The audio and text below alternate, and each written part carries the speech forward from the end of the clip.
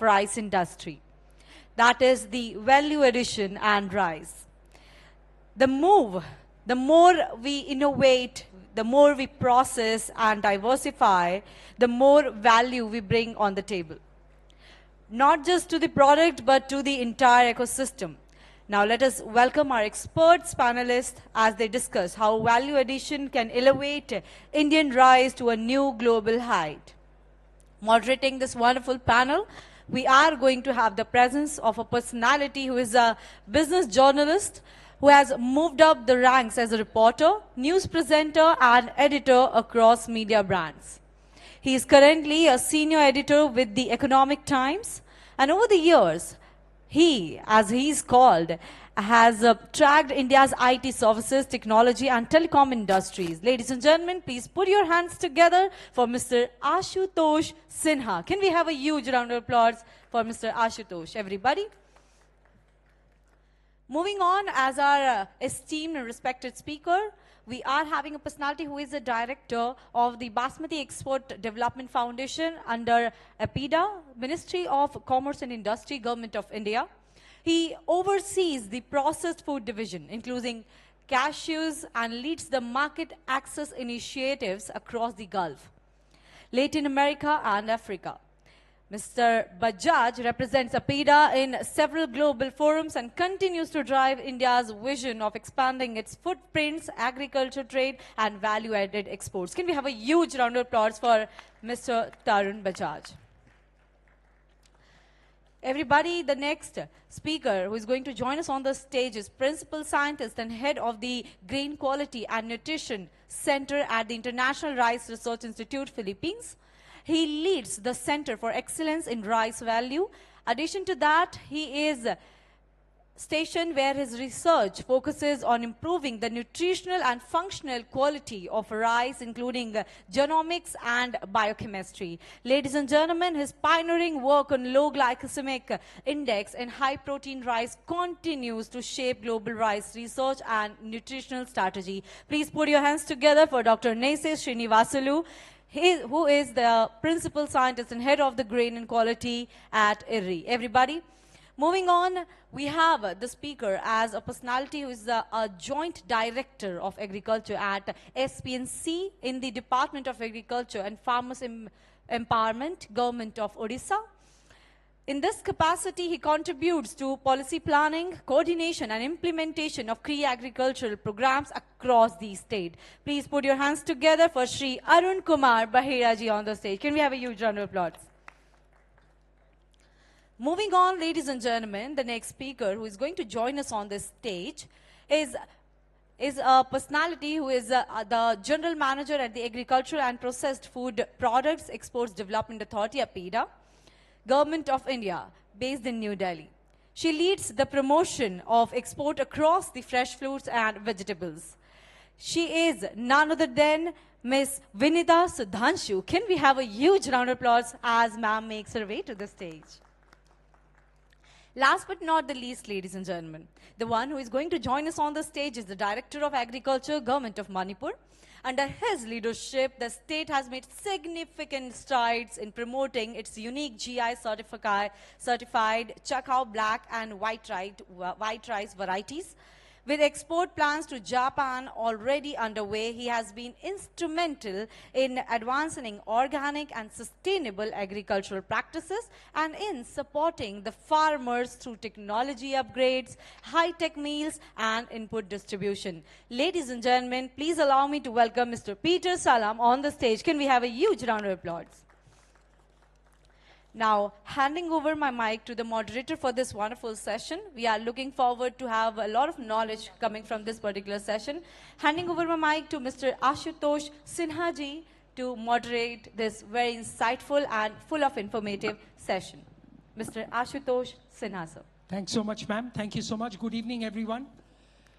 Let me start first by requesting Mr. Bajaj to set the context and initially. And if I may just add one thing that, again, from reading, some years ago, maybe 6 or 7 years ago, or a little bit more, India's horticulture production exceeded that of food grains. So there is a big push naturally there should be for value addition, for horticulture. I guess that's important for rice as well. So I hand it over to you.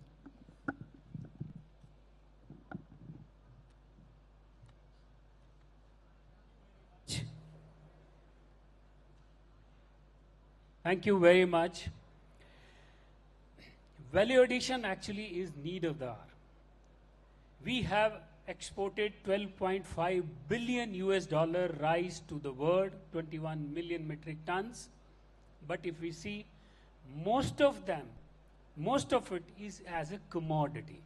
Even basmati rice, which is the premium rice, where we have almost the monopoly, a GI variety where we fetch premium, even that also almost 80 to 85% goes as commodity. Basmati rice, still there are few players who have established their brands and they sell it in their brand, and as a result they are getting premium. But most of us are sending as commodity, we are selling as commodity, they are packing as brand, and they are gaining the premium. When we come to the other rice varieties, we are again selling as shipload. Huge shipload also goes. We take pride, and we should take pride, I'm not saying, but say we are saying shipload, and that goes as commodity. Because when we sell as a commodity, the margins are very thin. We are selling our premium product to the world, but at a thin margin, and then we are hardly earning the premium out of it. The important part is that we should now, in fact, focus on two aspects. One is better value realization.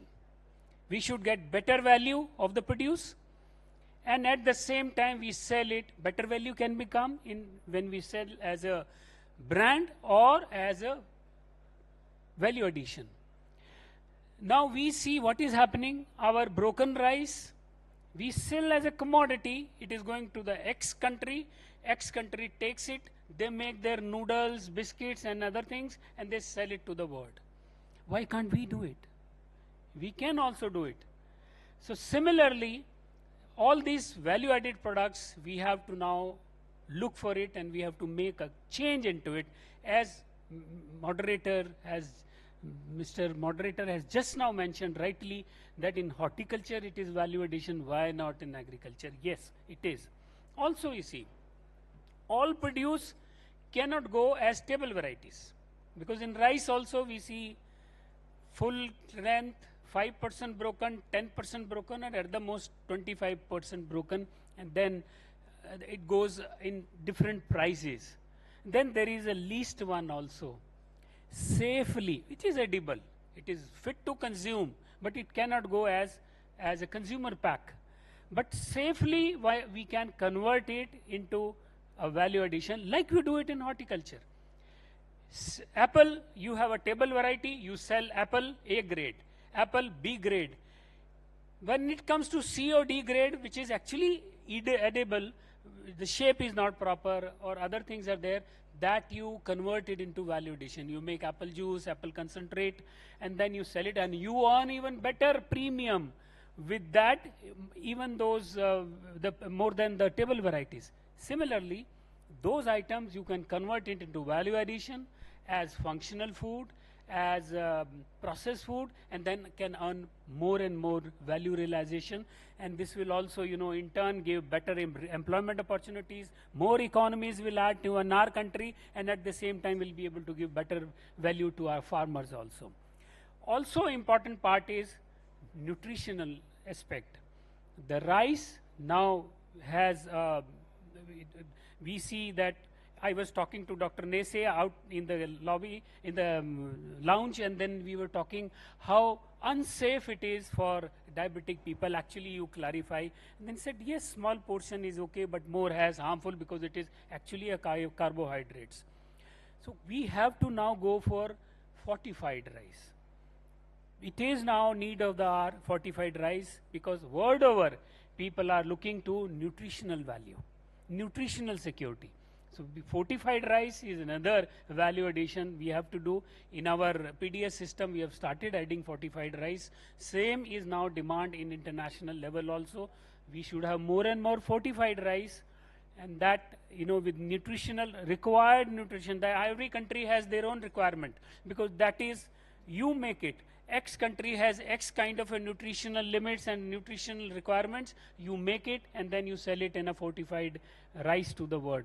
That is another aspect we have to look for it, because that can also give us better value realization. We have esteemed panelists here, and I hope moderator will try to fetch more information as much as is required, and I wish we get more and more ideas to this, how we can implement it and how we can take it, and the roadmap is there for the value realization of rice. Thank you very much.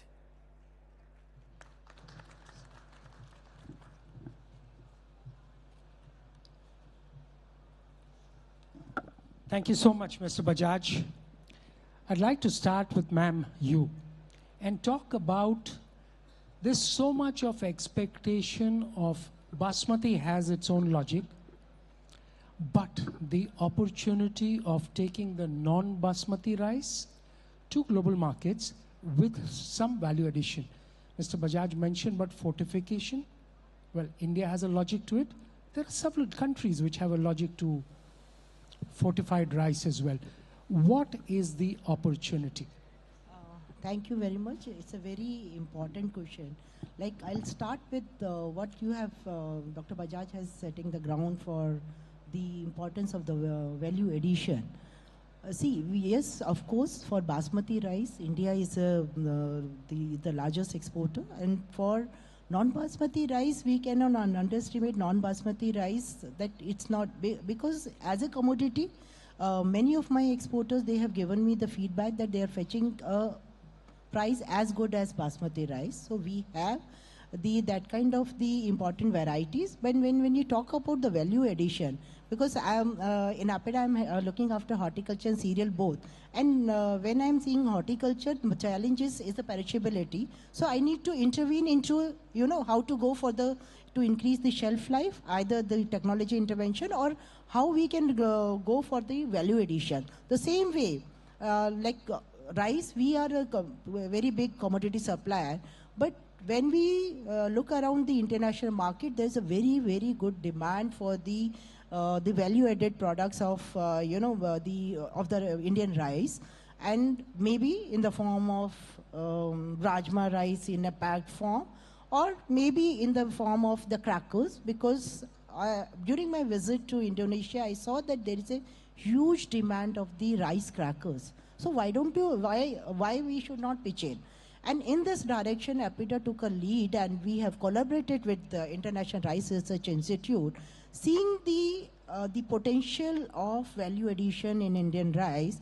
Then we have done the partnership with IRI to take a project. We have awarded a project to them so that they can develop a good value-added products of rice, because they have an expertise in developing such kind of products, and which has given us a very, very good results. In fact, when I talk about the potential varieties of non-Basmati, I'll give you a very good example and the experience which I have gained when we tapped the Japanese market. We have done one exercise. We have identified 12 to 14 rice which has that, everybody has in their mind, we don't have the sticky rice in India. We normally say we are the masters of indica rice, not the japonica. But look around all the states where we have the potential. We have found 14 to 15 varieties which has the sticky character. And then we engage the chefs, our international chefs, because we were targeting the Japanese market.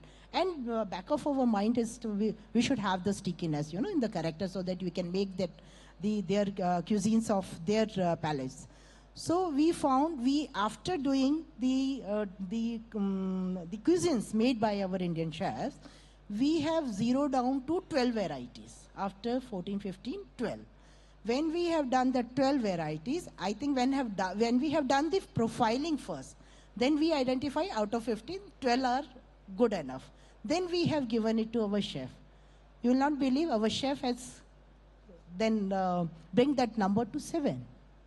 And out of 7 varieties, we got a very good response. But out of 7 varieties, 3 varieties got a very good response for sushi. Because this is the number one. Whenever we talk about Japanese market, always say people, oh, sushi. So, but there are other variety which we have demonstrated there.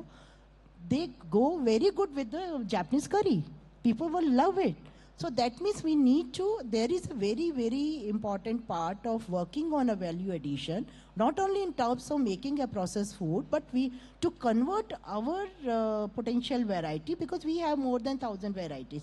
So we need to just little bit look around that what are the potential varieties targeting the international market, like Kala Namak rice.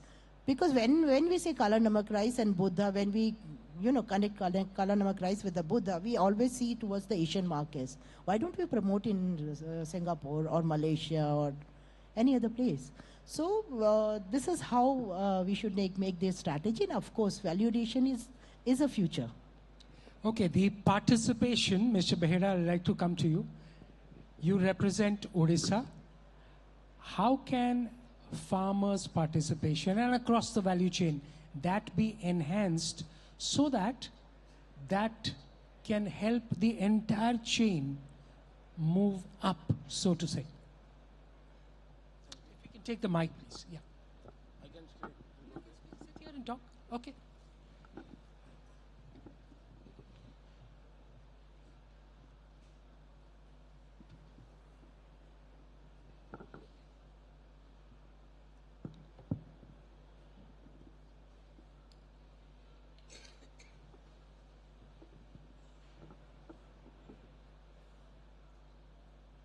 Thanks. Namaskar. Jai Jagannath.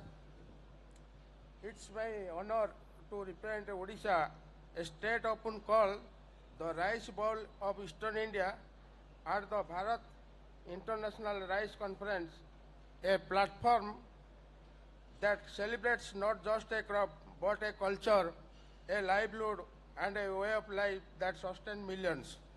Sir, your question is, how can value addition be restructured to enhance participation? Actually, value addition will be the first thing, how a farmer will get a profit from his land. Our government playing so many roles for enhancing the income of the farmers by giving input assistance to the farmers in paddy procurement.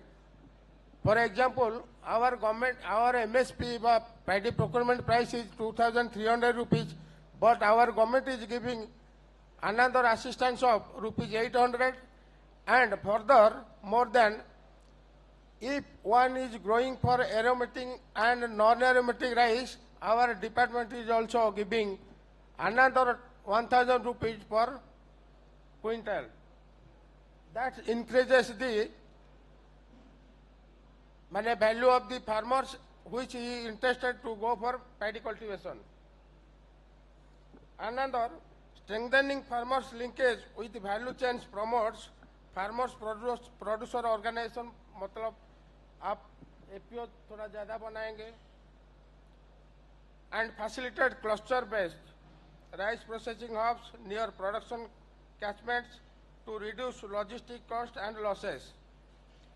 More beyond rice promotes low GI rice, and our government is giving emphasis on ultra low GI rice, and also we are focusing on fortified rice, and accordingly we are in participation with the IRI and CRRI, now called NRI, jo tha CRRI, we are focusing on how the GI rice and low GI rice will be able to reach the farmers' field. And our government is also keeping in view, taking more and more steps for encouragement of the farmers in their field to create more activities in the field of rice cultivation. Thank you. Okay, thank you. Thank you so much, sir. I'd just like to get Dr. Salan in there. Dr. Salan, if you can take the mic, please, maybe speak into the mic.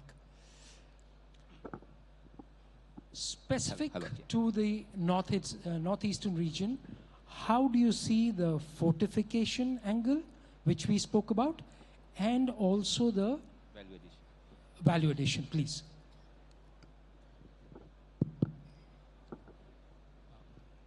Thank you so much.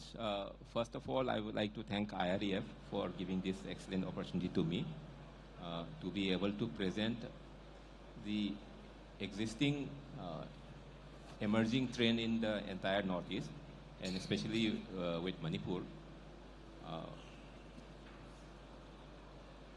Around 2016-17, when this entire journey of organic black rice started, it was done in a very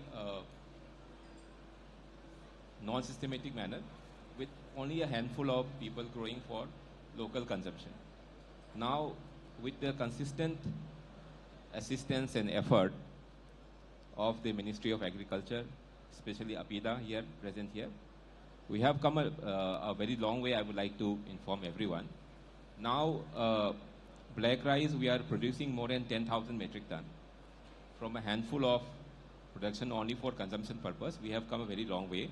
Although it is it can be a very small amount, but the journey has to be taken into account. Out of this 10,000 metric ton, almost 5,000 metric ton is organic. So what can be I think one of the best way, which is suitable for the entire Northeast, of giving value addition to rice, it can be the organic certification. So which is consistent with the entire organic process in the country, and many of the northern states are entirely organic. Manipur also in the journey. We are also started promoting natural farming in a big way, which is also a part of, is an upgrade of organic farming. So this story is not only true to Manipur, this is true to many of the other states. In Assam also, in Arunachal Pradesh, Meghalaya. So all these traditional premium rice varieties, these are getting exposed to both the domestic as well as the international markets. And some of our products are getting their way up to United Kingdom, Switzerland, UAE and other countries. So what I would like to inform to the participants, some of the businessmen here who have come to participate, is that various models are being followed in the state as well as the other northern states, where the investor are participating in a form of contract farming, some of them. So they provide initially seeds at a subsidized rate or free of cost. And then they take the entire produce from that FPC with whom they have entered into an agreement. So this is one of the model which interested business groups, they can follow, and this is not only followed in the state of Manipur, this is also followed in the other parts of the northern states. Also, now in this journey, there was a lot of struggle of stabilization of the demand as well as the production. Since the demand was not stable initially, so the production was also increasing very slowly.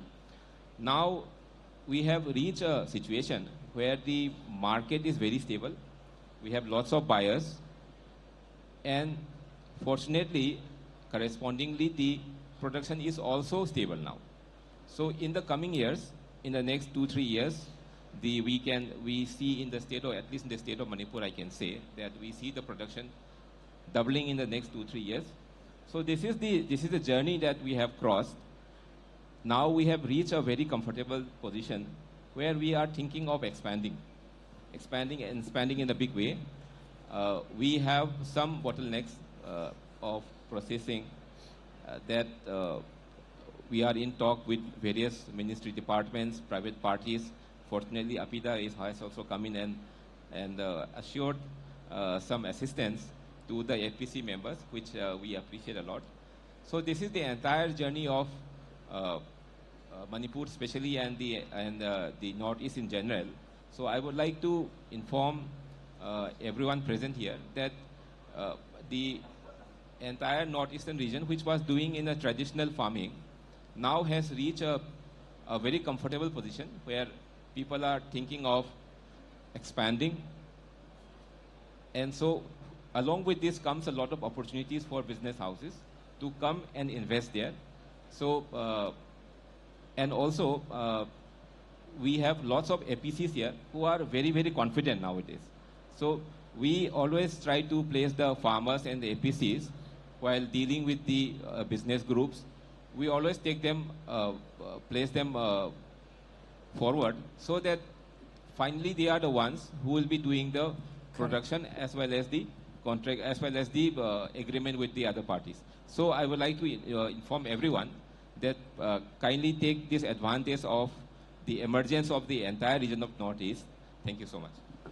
That's wonderful. And you know, Dr. Salan, you know, one thing very interesting about Manipur, among other sport, it's known for its boxers. So you managed to box into the market, if I may say so. So Dr. Srinivasulu, from you, I wanted to understand, we've heard the states and the, you know, APEDA talk about how India can possibly be positioned. So if I may continue using this analogy of sport, how can India box into the international market, position the low GI rice and, you know, the fortified rice as a differentiator and, you know, the value addition that comes with it?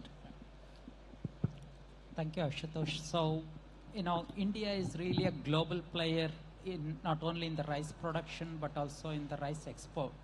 We should congratulate India is the #1 producer as of today. And this is a very big achievement. So if you really look back in 1980, we used to produce around 50 million metric tons of rice. Today, we are producing around 150 million metric tons of rice. So we are not only self-sufficient, we are a global player. And as Dr. Bajaj, as well as Dr. Vinita ma'am was pointing it out, now it's really time we really need to look into value addition. How do we really capture that value from the perspective of nutrition?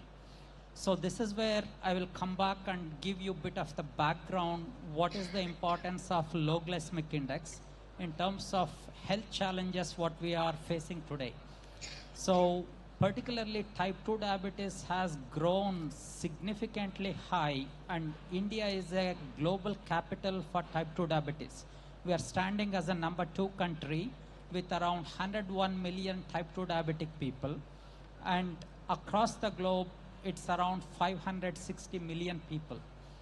One common thing is calorie consumption, mostly through carbohydrates, consuming highly processed food, as well as going for energy-rich drinks with stagnant life is really causing a problem. So we really need to now think today that it's not just about meeting the calories. How do we produce the crops which are nutritious enough and also add value using those nutritious crops?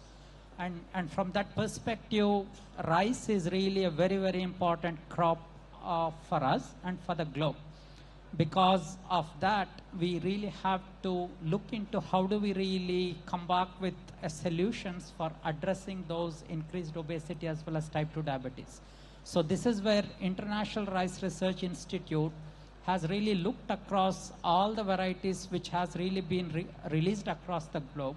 And we found that all of them were high in its glycemic index, ranging between 70 to around 94. And for the health intervention, we need the glycemic index levels 55 and below. And so that is an intervention what we really need for today. And so from that context, IRI has actually developed low glycemic index rice as well as ultra low glycemic index rice with high protein, where the glycemic index levels are in the range between 55 to around 45. And on the contrary, many of the popular rice varieties used to be around 70 to 90. So from this achievement, we could now take those technologies into hand and we could really move towards food and nutritional security. So that on one hand, we could minimize actually our investments into preventive health. So just to give you an example, in the United States, they are spending around $4 trillion per year to treat non-communicable diseases. Can we afford that kind of a preventive health investment if we ignore food as a medicine and bring nutritious food to the table? That is the simple question what we should be asking. And so today we do have the technologies and we do have the solutions. What we need is we really need to work very closely with the government, policymakers, enablers in the state governments, and international institutes and partners can bring the technology. We package those technologies in a way, on one hand, we can increase the premium at a commodity level.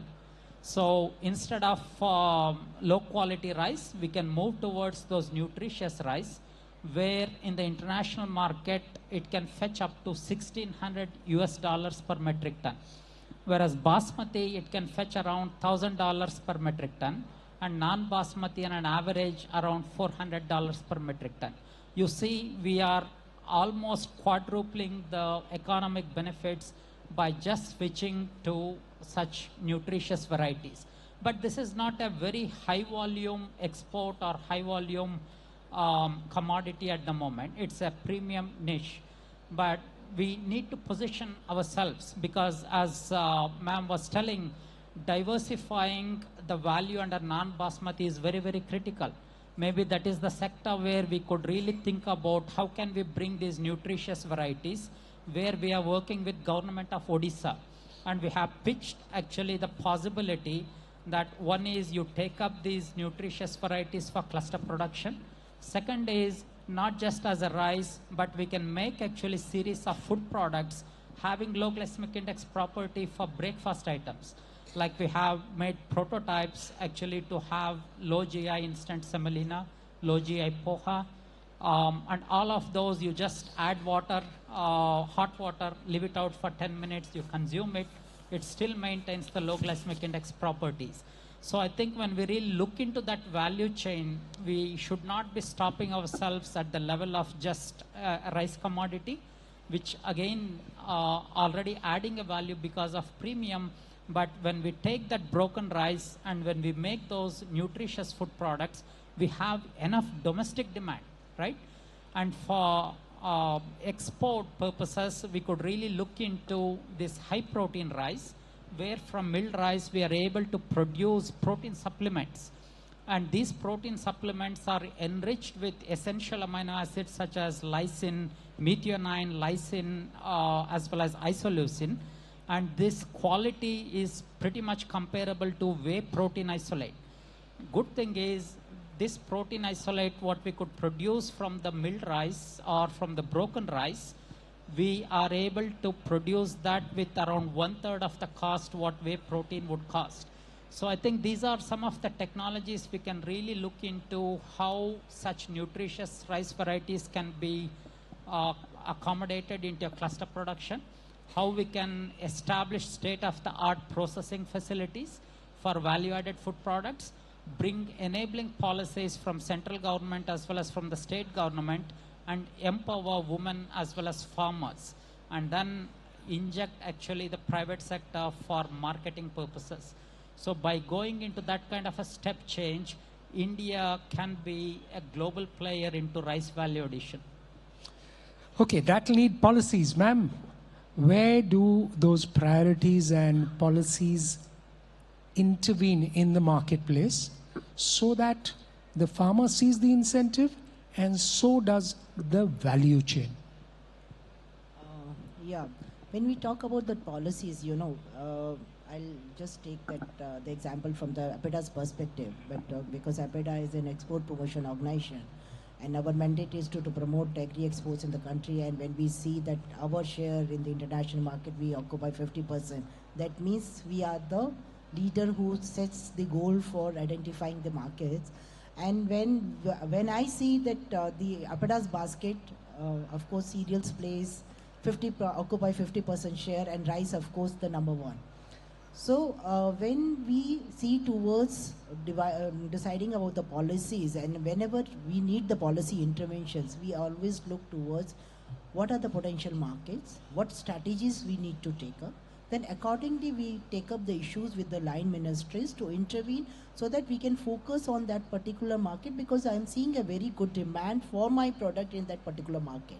So policies may be in the form of the negotiation with it during that with the different treaties and all, and of course market access issues. I am saying if I don't have the market access in a particular market, there we pitch and we set our priorities that this is the number one market for my product. So let us focus to get the market access in that particular market.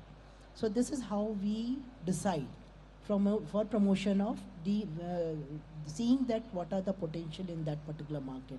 This is the policy interventions we look towards. Okay, so Dr. Salan, from your point of view, as a state which is, if I may say so, physically it's at the edge, what will make you come to the center of all the activity? Since you spoke so much about the value addition and how you're producing a commodity which may be of great importance for tomorrow. I'll come to you, Mr. Behra, in just a bit.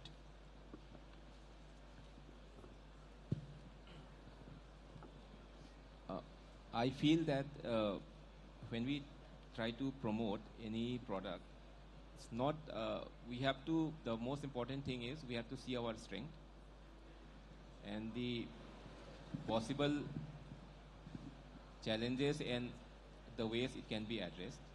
For the state of Manipur and for the entire Northeast, even though we are located at a difficult geographical condition, we are still blessed with various qualities which are unique to our region. So we try to focus on those areas where we have a strength to expand and capture the niche market. So rightfully, we are focusing as an administrator of the state, we are focusing more on promoting the organic brand. And once we, although it is not a very easy process, once the farmer is made aware of the process properly, the farmers are very smart, they catch it up very fast. So once the farmer is made aware of the process involved in making the entire the production chain as organic, the value of its product jumps by 100%. So this is one of the easiest way, because by default, many of the areas in the Northeast, they are already practicing organic cultivation. So what we have to do is take a small step, extra step, and try to complete all the formalities to brand it as organic. So that is the easiest journey which we have to take as an administrator of the region. So this is how we are moving in the state. And as we talk about the organic branding, we are also trying to expand the coverage of the organic plantation. So these are the two steps by which we are trying to ensure that the farmers are getting more returns of the efforts that they are making in the fields every day. Mr. Behra, would you like to add a little bit on from the Odisha perspective, since you mentioned also it's the rice bowl of the East? Okay, sir. Actually, our government is focusing on mainly organic farming. That's why our government is launches a scheme, promotion of aromatic and non-aromatic rice. In that cases, all the farmers are growing their paddy crops organically. And another scheme also our government is also taking, that is National Mission on Natural Farming. In that scheme, we are giving some incentive to the farmers, that is from 10,000 to 12,000 per hectare. That's why farmers are interested towards organic farming, and we are supporting so many trainings and awareness and expert visit to outside the state, inside the state, and also our government have a scheme, namely with our respected Lord Jagannath Balabhadra Jaibika Chasa Mission, in which we are promoting organic farming in a large scale basis, and out of that Balabhadra Jaibika Chasa Mission, we are another scheme is Amruta Anna Yojana, where the produce will be bring to the Lord Sri Jagannath temple, and all the Kotho Bhoga, we call the Kotho Bhoga, that will be prepared from that Sri Anna Yojana scheme, and our government is keeping focus on improving that area on organic farming, and to increase the area from where the product will be bring to the Sri Jagannath temple, and all the Mahaprasad will be from that organic products. Also, our government is keeping in mind not only in value addition of the paddy, but also in straw. Most of our farmers are using paddy straw for mushroom cultivation, and they are earning lakh and lakh rupees. And also we are taking innovative trials on decomposing of straws, by which that straw will be composed to the field, and the farmers will get benefit, where the micrograms will grow more and more. Okay. Thank you. Dr. Srinivasulu, your input for the industry, the diversified rice industry, getting into not just the wider value addition, not just for the products, also for beverages, maybe the extended varieties. What are those opportunities that the wider industry can look at, the processors, the millers, everyone? So, Ashutosh, I think in rice, basically the value addition, what we are looking into is a very narrow space of exploration, particularly in India. When we really look into abroad, particularly some of the Southeast Asian countries, they are really using the broken rice into extreme value addition, like for instance, bioethanol production, or making actually wine, so or energy-rich drinks. So for that, we don't really need whole intact grain rice. So when commodity is being exported, let's say if we are talking of non-basmati, then it's exported at around $400 per metric ton. If it is 50% broken rice, basically the value drops down to around $150 to $200. So what many countries are doing is they actually import the broken rice, and then they get into semi-processing, including bioethanol or making alcohol beverages or energy-rich drinks and so on. So why not we really look into that kind of value addition with respect to nutrition? We should not be really looking into present market, what is there in Southeast Asia or elsewhere. We need to be visionary and keep really nutrition into the forefront. When we process the products, when we come up with innovative products, let's really make an attempt how we build the technologies from varieties to an innovative products.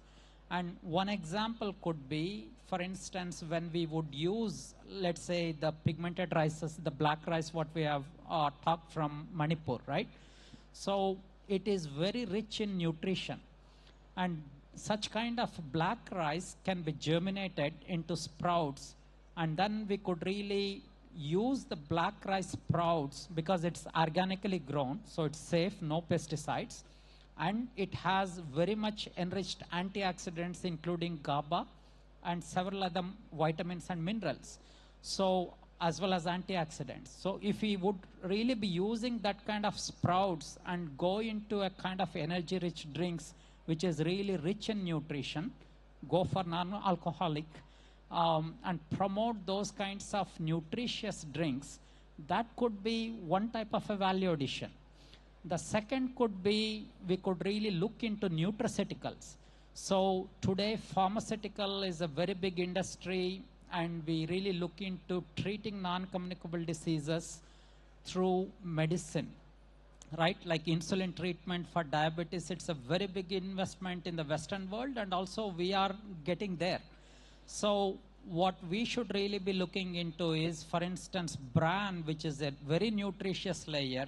Traditionally, we just throw that out or give it to as a fodder for our basically animals. And why not using that kind of a bran as a nutritious layer, extract natural micronutrients, vitamins, and antioxidants, make nutraceutical supplements. So India is a hub for pharmaceuticals, but we should not be just going into making chemical-based pharmaceuticals. Why not going into the bran, extracting the nutraceutical compounds, and make actually nutraceutical supplements? So these are just some of the points what I'm bringing in, where again a lot of international institute, including IRI, is piloting these technologies. We are trying and conducting the research, and definitely we would be happy to kind of help and work with national system to really try those innovative products moving forward. Okay, so super point that you made about fortification and that the rice part and the 4 trillion number that you had, that's playing in my head because 4 trillion is the size roughly of the Indian economy. So we can't look at spending that kind of money in healthcare or even preventive healthcare, forget healthcare. So that may not be possible. Dr. Bajaj, would you like to just some comments to close the conversation? Thank you very much. So everybody I see is endorsing a view that we have to look for value addition. And that could be in terms of fortification, functional food, or in terms of processed food. Yes, fortification, value addition is required.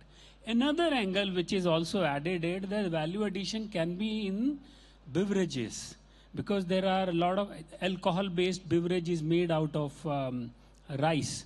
There is rice beer popular, rice wine is also popular, rice-based liquor is also popular.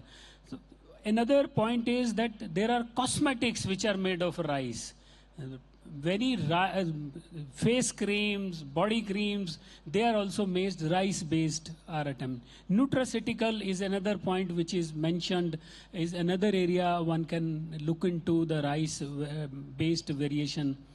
Then when the byproducts of once it is produced, you have a byproduct. Like you take a bran, then you have a byproduct.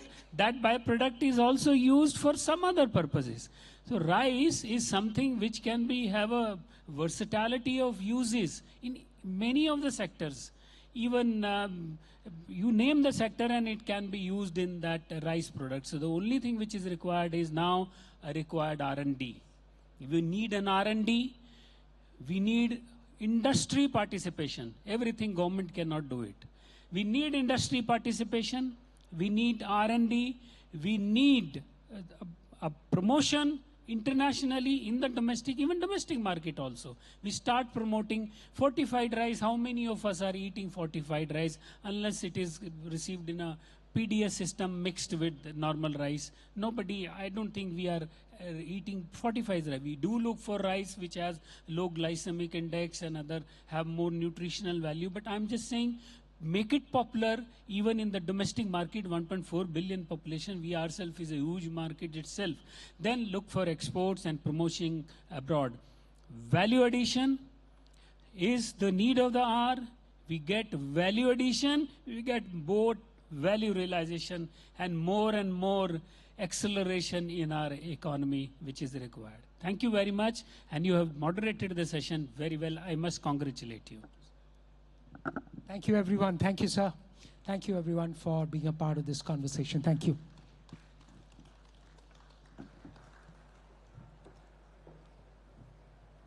Hello. Thank you so much to all the speakers. Now I request all of you to kindly move forward for a group photo. And one more time, can we have a huge round of applause for all the speakers present here today? And now this brings us to the end of day one. The formal session stands done today, and right now we all are extremely excited to welcome you all again tomorrow in the morning, when we are going to have a set of some really exciting and insightful sessions lined up. So don't be late so that you do not miss the essence of all the session. Abhi ke liye, you all can proceed towards the exhibition and have one-to-one interaction with your co-industrialists and everybody who all are present in the hall. With this, thank you so much for being an amazing audience. Please have a good evening ahead. Thank you.